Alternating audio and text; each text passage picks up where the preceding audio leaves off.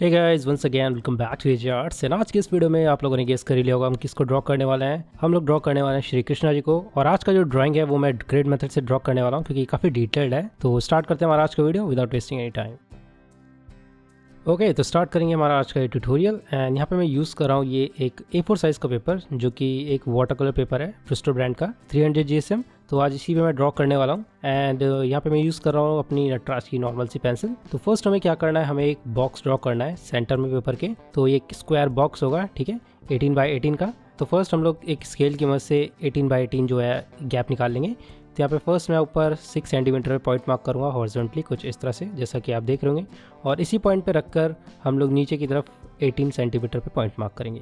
तो हमें जो 18 सेंटीमीटर का गैप है वो मिल जाएगा। सेम ऐसे ही नीचे की तरफ भी हम लोग करेंगे कुछ इस तरह से। ऑलराइट, अब जो हमारा वर्टिकल एरिया है उसको भी हम लोग इसी तरह से ड्रॉ करेंगे। और यहाँ पे मैं 1.5 का गैप छोड़ रहा हूँ और इस पॉइंट पे रख कर हम लोग नीचे की तरफ 18 सेंटीमीटर तक पॉइंट मार्क कर लेंगे। पॉइंट्स को आपस में कनेक्ट कर देते हैं और हमारा जो फर्स्ट बॉक्स है वो रेडी हो जाएगा।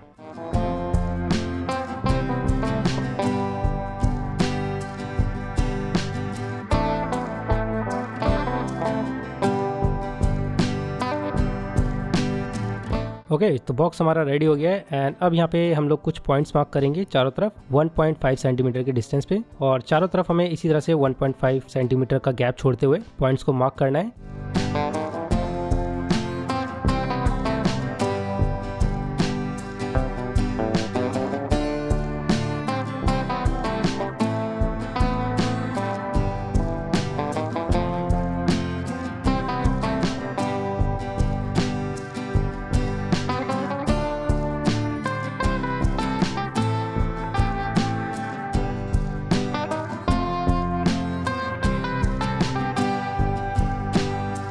ओके तो पॉइंट्स हमने मार्क कर लिए एंड अब यहाँ पे कनेक्ट कर लेते हैं इन्हें।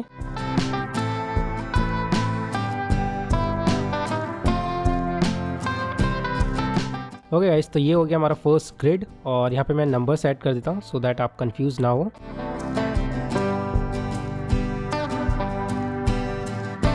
ऊपर की तरफ हमें 12 रोज मिल गई है एंड सेम ऐसे ही वर्टिकली हमें नीचे की तरफ 12 रोज कॉलम वो मिल जाएंगे। ओके तो ये हो गया हमारा ग्रिड एंड अब बढ़ते हैं हमारी ड्राइंग की तरफ। ओके तो यहाँ पे मैं अभी यूज़ कर रहा हूँ एक 2B ग्रेड की मैकेनिकल पेंसिल और साइड में मैंने रेफरेंस पिन कर दिया है। तो आपको कुछ नहीं करना, आपको फॉलो करना है जैसे मैं यहाँ पे ड्रॉ कर रहा हूँ और देखना है किस तरह से मैं किस बॉक्स में ड्रॉ कर रहा हूँ। तो फर्स्ट हमें 6 रो में 5th कॉलम में कुछ इस तरह से यहाँ पे मैंने मेजर किया है। और हम लोग फर्स्ट फेस ड्रॉ करेंगे। तो फेस हम लोग कुछ इस तरह से सिंपल लाइंस को ड्रॉ करेंगे। एंड जब भी आप ग्रिड्स में ड्रॉ करो तो आप ये चीज़ ध्यान रखो कि आपका जो बॉक्स है उसके अंदर कितनी डिस्टेंस पे वो लाइन हमें ड्रॉ करनी है। इस तरह से आप लोग मेजर करके ड्रॉ कर सकते हो। ओके सो यहाँ पे वीडियो की स्पीड को मैंने थोड़ा सा बढ़ा दिया है, अदरवाइज वीडियो बहुत लंबा हो जाता। तो अभी आप लोग यहाँ पे देख सकते हो। और अगर आपको कहीं भी प्रॉब्लम आ रही है तो आप वीडियो की स्पीड को कम कर सकते हो, वो ऑप्शन आपको यूट्यूब में मिल जाता है। वीडियो की स्पीड को कम करके आप अपना आर्ट वर्क ड्रॉ कर सकते हो। ओके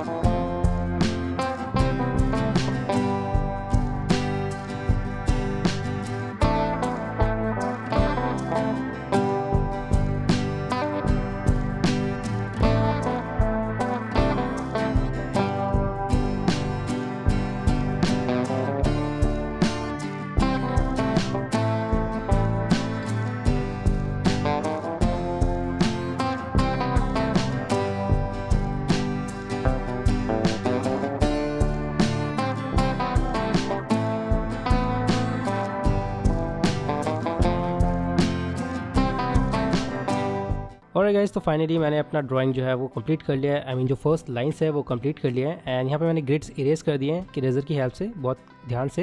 एंड यहाँ पे आप लोग देख सकते हो हमारा जो आउटलाइन है वो कैसे बन के आया है। बट अगर आपको प्रॉब्लम हो रही है तो आप लोग इस रेफरेंस को यूज़ कर सकते हो, जो एक ग्रिड वाला रेफरेंस है, आप इसको भी यूज़ कर सकते हो, इसका स्क्रीनशॉट ले सकते हो। एंड ये है हमारा आज का ट्यूटोरियल। आई होप कि आप लोगों को पसंद आया होगा। एंड मैं मिलता हूँ फिर आपको नेक्स्ट वीडियो में। तब तक के लिए bye bye, take care and keep drawing.